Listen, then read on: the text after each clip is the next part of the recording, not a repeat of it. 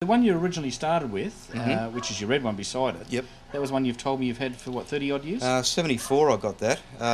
It had been a previous hot rod, but on its last legs it was down, it was really down. A good steel body though.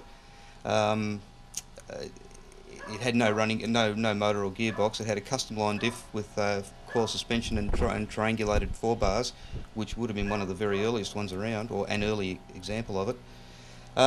It had a Holden front end in it too, which had been welded to the chassis, and it just had to go. And it was, I think, the Gan Express train hit it at one stage. It was shocking. I just sliced it off and just didn't use the chassis at all. But the car had been a hot rod and in Melbourne, and owned by a few significant people around the joint too. All right, that one has got the split wishbone sort of set up on the front as well. Yeah, well, when I built that, I just reread all of my Rod and Custom magazines, and it was the only thing you could do. 4 bars were only just taking off, and you needed an arm and leg and someone who knew how to fit them. And I had the wishbones, I just put them in.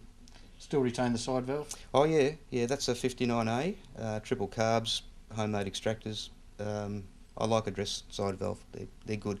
They're not fast, but they're good fun. It's not about how fast you get there; it's how cool you look getting there. Yeah, but you're not cool when you're running a flathead. They warm up a little bit.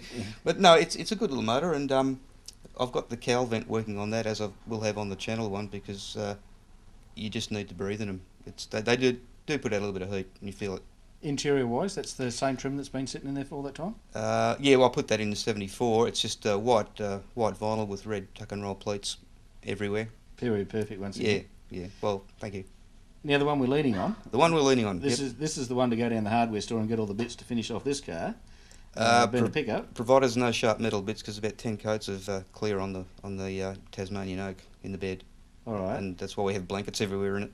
And this one hasn't gone without a fair share of body alteration as well? It's had a total of 10 inches removed out of the height of the body. Channeled at 6. I've taken 2.5 out of the roof height, and I think I sectioned the roof cap about 1.5 inches.